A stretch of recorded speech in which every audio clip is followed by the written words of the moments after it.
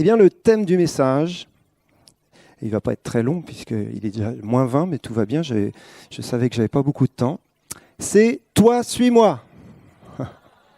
Bah ouais, tant qu'à faire. On n'a pas besoin d'applaudir.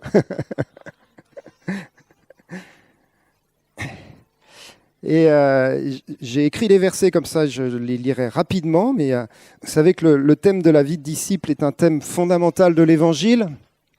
Jésus est venu et il a formé des disciples. Il n'a pas été juste dans une annonce de salut en disant de croire en lui et de recevoir le pardon des péchés, mais il a été plus loin bien évidemment dans sa démarche et il a formé des disciples lui-même. Il a modélisé quelque chose qui a été non seulement sa manière de faire, mais ça a été aussi ce qu'il a demandé aux disciples de faire une fois qu'ils seraient partis. Il a formé des disciples et puis juste avant son départ, il a dit maintenant à vous de faire le job. Faites de toutes les nations des disciples, il a dit même au dernier moment.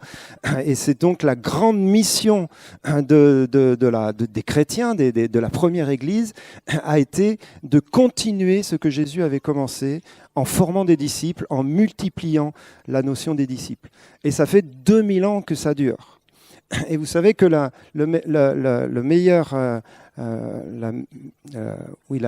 qualité de croissance du corps de Christ la plus efficace est celle de la formation de disciples. Parce que c'est une qualité de croissance exponentielle. C'est-à-dire que si un disciple forme 2 disciples, qui eux-mêmes en forment 2 autres, pour ceux qui ont fait des maths, ça fait croissance exponentielle, et en fin de compte, au bout de 50 ans, tu as plus de chrétiens sur la terre que si tu as fait des campagnes d'évangélisation et qu'il y avait 1000 conversions à chaque fois. Alors, 1000 conversions à chaque fois, on aimerait bien. Hein, et ça aussi, c'est biblique. Hein, et quand ils ont prêché le premier message, il y en a eu 3000. Mais après, il a fallu former les 3000 dans une vie de disciple, et ça, c'est un peu plus compliqué. Donc, le Seigneur donne vraiment à son Église et à toute l'Église depuis toujours cette mission de la reproduction des disciples.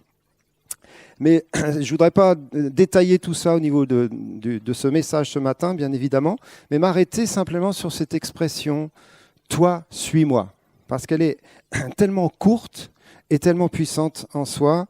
Je vous invite à regarder un texte qui se trouve dans Matthieu 4, 18 à 20. Et on va lire juste 3 textes qui parlent de cet appel des disciples. C'est d'une simplicité déconcertante. Comme il marchait le long de la mer de Galilée, il vit 2 frères, Simon appelé Pierre et André son frère, qui jetaient un filet dans la mer, car ils étaient pêcheurs. Il leur dit « Suivez-moi, et je vous ferai pêcheurs d'hommes. » Aussitôt, ils laissèrent les filets et le suivirent. Un autre exemple, dans Marc 2, 14. En passant, il vit Lévi, fils d'Alphée, assis au bureau des péages. Il lui dit « Suis-moi ». Lévi se leva et le suivit. Et puis dans Jean 1, 43, le lendemain, Jésus voulut se rendre en Galilée, il rencontra Philippe et lui dit « Suis-moi ». Et à votre avis, qu'est-ce qu'il a fait ? Il a suivi. Il n'y a pas plus simple comme histoire, en fin de compte. Mais si vous réfléchissez 5 minutes à ce qui s'est passé, vous vous dites, le gars qui passait par là, ce Jésus, il avait une puissance pour convaincre les gens dans une phrase qui nous dépasse totalement, quoi. Il passe auprès de la mer de Galilée, il voit des pêcheurs en train de pêcher leurs poissons, et il les regarde dans les yeux, et il leur dit « Suivez-moi, je vous ferai pêcheurs d'hommes. » Vous pouvez essayer d'aller... il n'y a pas de port ici, mais le plus proche, je ne sais pas où il est, le port de pêche le plus proche, mais il y en a un peu partout en France. Si vous allez rencontrer des pêcheurs et vous leur dites « Toi, suis-moi !» Le gars, il vous regarde. Bon. Alors, moi, ça me fait rire. On n'a pas le contexte, on ne sait pas trop qu'est-ce qu'ils savaient sur Jésus, mais apparemment, ils savaient encore presque rien. Hein. Mais il y a une telle puissance dans la parole du Seigneur qui les appelle, qu'ils sont capables d'y répondre comme ça, d'un seul coup. Et puis c'est très fort pour ceux qui étaient à la pêche, là, c'est qu'ils abandonnent leur filet et ils suivent le Seigneur. Et en fin de compte, pendant 3 ans et demi, ils ne vont pas retourner à la pêche. Il y a juste Pierre à la fin qui retournera à la pêche parce qu'il sera tellement déçu de sa propre vie, parce qu'il aura renié le maître, que lui, il retournera à la pêche et il dit « bon, c'est fini pour moi ». Et c'est là que le Seigneur va l'appeler à nouveau. Et il y a 2 appels dans la vie de Pierre. Le premier, alors qu'il ne connaît rien, « Toi, suis-moi, je ferai de toi un pêcheur d'hommes ». Et Pierre se lève et de manière radicale, il suit Jésus.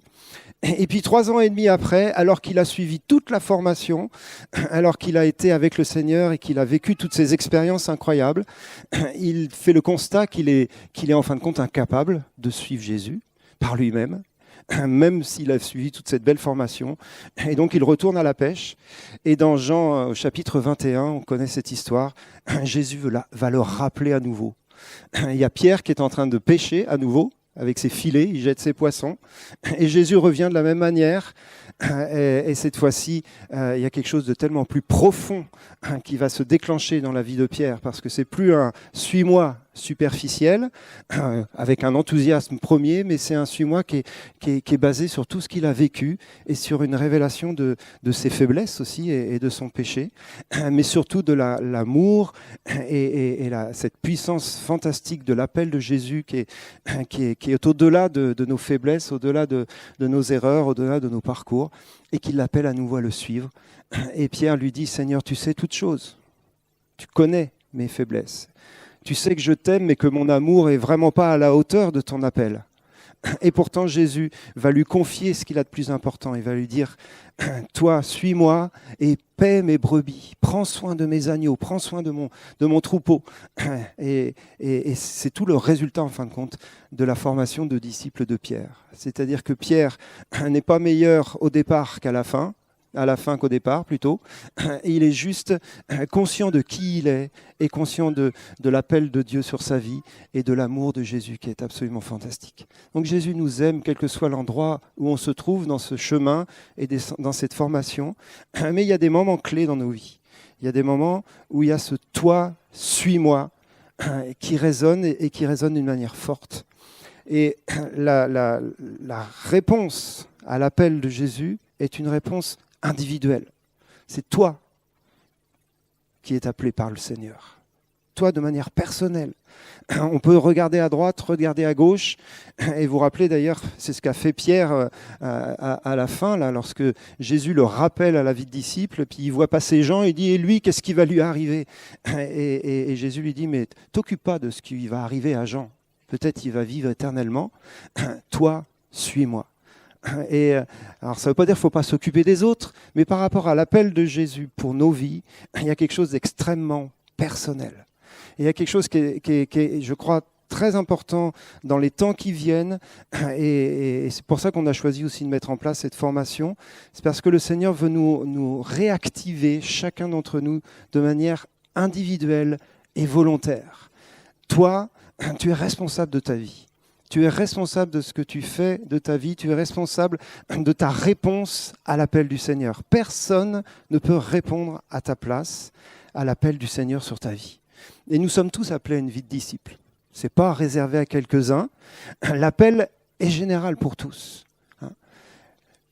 Mais chacun d'entre nous avons une réponse à donner, une réponse personnelle et une réponse qui est basée sur une conviction. Une conviction forte qu'il y a à la fois une urgence de répondre à cet appel, et on voit les disciples se sont levés dans la seconde où ils ont été appelés, et à la fois du sérieux. C'est-à-dire que ce n'est pas juste une réponse qu'on donne comme ça à la légère, mais c'est une réponse qui est pesée. Et c'est une réponse qui est importante parce qu'elle va orienter toute notre vie. Et il y a un homme dans l'Ancien Testament que l'on connaît bien qui a répondu quelque part à cet appel « Toi, suis-moi », c'est Abraham. Vous vous rappelez Abraham qui était à Ur en Chaldée. Et dans Genèse 12, verset 1, le Seigneur lui dit « Quitte ton pays, ta parenté et la maison de ton père, et va dans le pays que je te montrerai. » Un appel qui est du même ordre que la vie de disciple, qui appelle Abraham à quitter le lieu où il est et à suivre le Seigneur pour aller vers un autre pays. Donc là, on parle de déménagement, là, ce matin, ça tombe bien. Un appel de disciple, c'est un appel à déménager. Ne vous inquiétez pas, ce n'est pas un déménagement forcément géographique. On ne va pas dire à toute l'Église déménager, comme ça on sera tranquille. Mais c'est un déménagement dans le sens où on est appelé à laisser derrière nous une vie, un style de vie, qui n'est pas la vie d'un disciple, qui n'est pas le style de vie du disciple, pour s'engager dans une nouvelle vie, nouveau style de vie, qui est celui du disciple. Et donc c'est un démarrage vers une aventure qui nous conduit dans un pays. Et c'est comme ça qu'il faut voir la vie de disciple et l'appel du disciple. Moi, dans mon témoignage, c'était radical parce que quand je me suis converti, je vivais une vie qui n'était absolument pas une vie de disciple, bien évidemment, comme la plupart des gens qui se convertissent. Mais moi, c'était vraiment tout le contraire d'une vie de disciple, on va dire. Je ne vais pas vous décrire ma vie d'avant. Et quand le Seigneur est venu m'appeler, il y avait une telle révélation qu'il existait et qui, d'un seul coup, il donnait du sens à ma vie, que je me suis dit, il n'y a pas maintenant d'autre solution pour moi que de le suivre et d'aller vers cette vie qui m'est proposée. Et ce n'était pas la vie d'église, ce n'était pas la vie religieuse, et ce n'était pas tous ces trucs-là, même si, en fin de compte, dans le package, tu as tout ça. Mais c'était surtout une vie radicalement différente de celle que je vivais à ce moment-là. Et l'aventure de la vie de disciple vaut vraiment la peine parce que ça nous emmène dans une aventure avec le Seigneur, dans une histoire personnelle, dans quelque chose qui fait que toi et Jésus, vous avez un vécu, vous avez une expérience qui change, qui fait la différence là où vous êtes, là où vous allez. Je ne vais pas vous raconter ma vie, mais c'est vrai que ça a changé pas mal de choses, de dire oui, je vais être disciple de Jésus. Ça a tout changé, absolument tout. Mes relations, mon travail, je ne travaillais pas, c'était pas dur, mais je me suis mis à travailler du coup. Mais ma manière de gérer mon argent, ma manière d'être en relation avec mon épouse, avec qui je n'étais pas marié d'ailleurs, etc., tout a changé. Ma relation avec mes parents, ma relation avec la société, ma relation bien sûr avec l'Église que je découvrais à l'époque, ma relation avec l'autorité, ma relation avec la parole de Dieu, etc. Tout a changé. Alors, toi, suis-moi, c'est on quitte quelque chose pour aller dans un pays que le Seigneur nous a promis. Et en fin de compte, c'est une marche qui dure toute notre vie, comme vous le savez bien, mais qui nous demande deux qualités essentielles. Alors, il y en a plein d'autres, mais deux qualités toutes simples. La première, c'est une démarche de foi. La vie de disciple, c'est décider de faire confiance à quelqu'un qui va conduire notre vie. C'est toi, suis-moi. Il faut avoir confiance dans le gars que l'on va suivre. Parce que tu quittes des choses, tu prends des décisions radicales, mais où est-ce qu'on va, Seigneur ? Donc, encore une fois, on a Abraham là, qui est notre modèle. Et dans l'Hébreu, au chapitre 11, verset 8, il nous est dit « C'est par la foi qu'Abraham, lors de sa vocation, obéit et partit pour un lieu qu'il devait recevoir en héritage. Et il partit sans savoir où il allait. » Et c'est marrant que tout à l'heure, Fabienne a parlé du GPS intérieur. Le juste a dans son cœur des chemins tout tracés.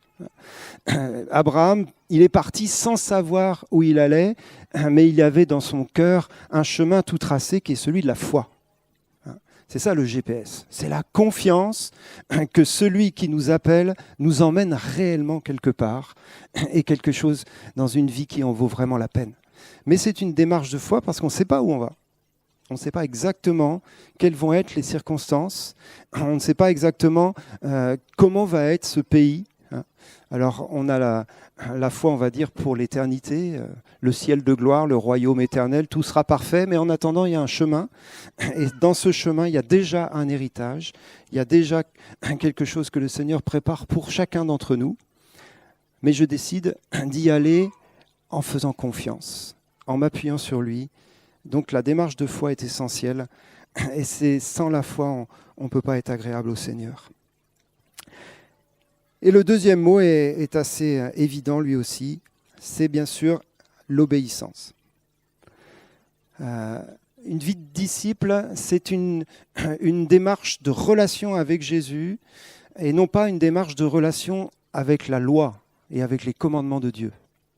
Donc on est dans une relation avec quelqu'un qui va s'appeler, en fin de compte, notre maître. Si je m'appelle un disciple, c'est que j'ai un maître. Et c'est une notion qui est pas habituelle pour nous aujourd'hui, à notre époque, à avoir un maître, avoir un gourou, avoir un chef, tout ça, on n'aime pas, surtout en France. Et pourtant, c'est fondamental de comprendre ça. Celui qui nous appelle, il est notre maître, il est notre Seigneur. C'est-à-dire qu'il va nous demander des choses auxquelles nous devrons obéir. C'est aussi simple que ça. Et souvent, on a du mal à situer l'obéissance dans le cadre de la grâce. Dieu nous aime tellement qu'il nous aime tel qu'on est. Ce qui est vrai. Et tu peux le dire à ton voisin ce matin encore. Il t'aime tel que tu es. Il n'y a pas de souci. Quelle que soit ta vie, même si tu es en train de faire n'importe quoi, il t'aime toujours autant. Et la grâce, c'est un don immérité d'amour, de pardon, etc. Mais cette grâce, elle produit quelque chose dans nos vies. Elle produit quelque chose dans nos vies. Si tu te sais aimé de Dieu, alors il y a de la force en toi pour lui obéir. Vous savez qu'il y a une seule chose qu'on ne peut pas dire à Dieu, c'est non. On va me dire, mince, j'ai déjà dit non. Mais logiquement, on ne peut pas. Je vous assure, si vous étiez devant le trône de Dieu, là, tout de suite, tac, d'un seul coup, le voile est déchiré, les cieux s'ouvrent, trône de Dieu, avec Dieu dessus, et que le Seigneur vous dit, mets-toi à genoux, aucun d'entre nous dirait non. Il serait consumé sur place, excusez-moi. Pourquoi ? Parce que Dieu est sur le trône de l'univers. Il est l'autorité suprême. Il est plein d'amour, mais il veut nous apprendre l'obéissance. Donc une vie de disciple, c'est apprendre à obéir à celui qui nous aime. Et c'est un chemin qui n'est pas toujours simple. Jésus lui-même a appris l'obéissance par les choses qu'il a souffertes, nous dit Épître aux Hébreux. Ça veut dire quoi ? Ça veut dire que c'est facile d'obéir tant que c'est plaisant ce qu'on nous demande. Si vous demandez à un enfant de manger un bonbon, il va vous obéir. Si vous lui demandez de manger les épinards, vous allez savoir s'il vous obéit. Bon, il y a des enfants qui aiment bien les épinards, mais c'est juste pour un exemple. C'est-à-dire que l'obéissance est prouvée lorsque ce qu'on nous demande n'est pas forcément ce qu'on aurait choisi ou ce qu'on aurait envie de faire. Donc la vie de disciple nous parle d'un choix de vie, d'un style de vie relationnel avec celui que nous aimons, avec celui que nous adorons, mais pour aussi apprendre à lui obéir et donc à entendre sa voix.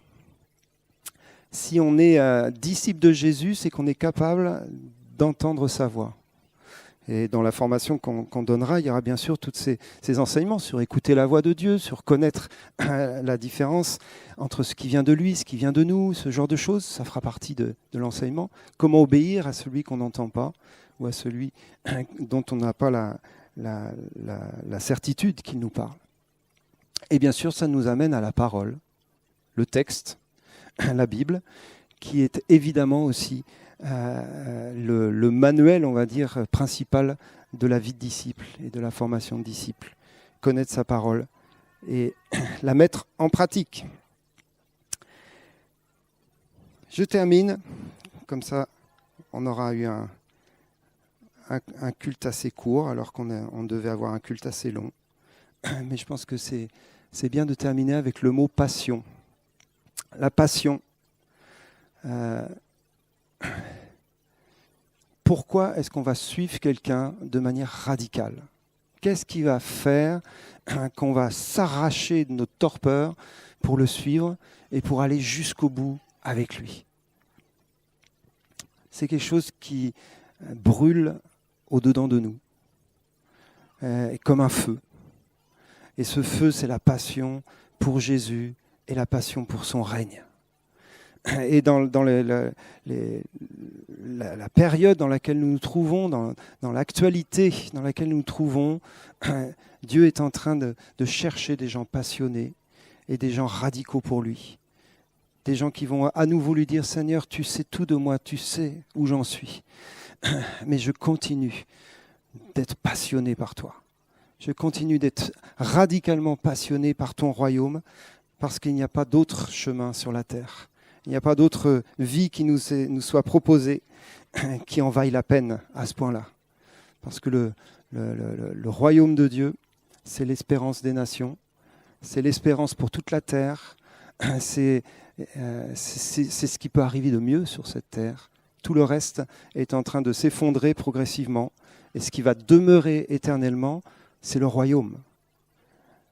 Et ce sont ceux qui bâtissent avec Jésus et qui mettent sa parole en pratique, qui vont être les agents du royaume, qui vont être ceux qui participeront à la fin à l'établissement de ce royaume. Et ça commence avec une passion, ça commence avec un engagement radical qu'on a tous plus ou moins pris, mais que le Seigneur veut renouveler de manière forte, je crois, dans les mois qui viennent. Seigneur, nous voulons répondre à cet appel avec passion. Te suivre, continuer de te suivre et aller jusqu'au bout et marcher dans tout ce que tu as préparé pour nous.